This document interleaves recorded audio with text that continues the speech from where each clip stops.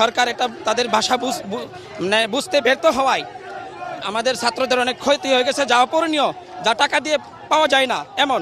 আর আমাদের ভিতরে যে পরিমাণ আগুন জ্বলতেছে, আমি মনে করি যে এই আগুন জ্বালানো লাগবে না, মানুষের ভিতরে যে আগুন জ্বলে সেই আগুন দিয়েই সরকার শেষ হয়ে যাবে ইনশাআল্লাহ।